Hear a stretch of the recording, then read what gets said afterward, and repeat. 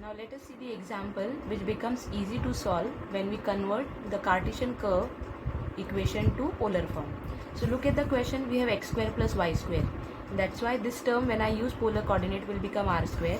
Dx dy will become r dr d theta as I am explained in the preliminaries, and we'll see what about the limits. So first thing that we'll do is we'll draw the curve, because they have said sketch the area for the double integration. So y is given in the limit, that means these are the limits of x. So x is equal to y is the line, this one, x is equal to y. Then the other thing is x is equal to root of a square minus x square. So actually it is x square is equal to a square minus y square, or x square plus y square is equal to a square, which represents a circle. So it's a circle with radius a. So let me draw that circle with radius a. Okay, now this is the two curves of inner integration. Now let us see the outer limits. The outer limits are of y is equal to 0, y is equal to 0 is this line, and then y is equal to a by root 2.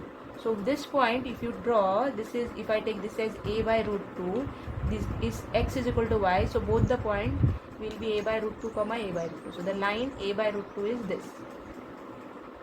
This is the line y is equal to a by root 2.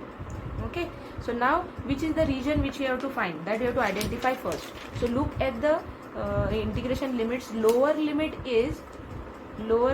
of x is y, and the upper limit is the circle, and they have considered which one? They have considered horizontal strip, because limits of x means horizontal strip is considered.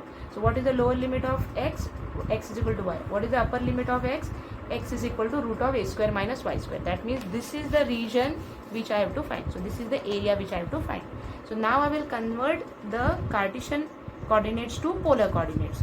So what are the substitution? X is equal to r cos theta, y is equal to r sin theta, and therefore x square plus y square will become r square, which is actually a square.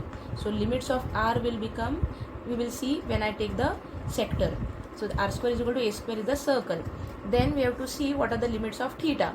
So before that, let us just consider dx dy also. Dx dy will turn out to be Jacobian into dr d theta, but the Jacobian is r. So now let us write down the limits. In Cartesian we consider either horizontal or vertical, but in polar we consider sector, because r is the distance of the point from origin. So if this is the sector, what is the lower limit of r?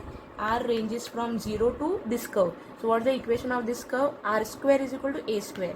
So r will be equal to a. And what about theta? Theta is ranging, what is the limit, what is the value of theta here? Theta is 0. And this line is y is equal to x, which makes angle 45. Therefore theta is equal to pi by 4. So range of theta or limits of theta will be 0 to pi by 4. And therefore your integration, which was this big in Cartesian curve, will become in polar as integration 0 to pi by 4. These are the theta limits. Integration 0 to a are the limits of r, log of r square, because x square plus y square is r square. It is to the base e. Whether you write it or you don't write it, you have to consider it. And dx dy is r dr d theta.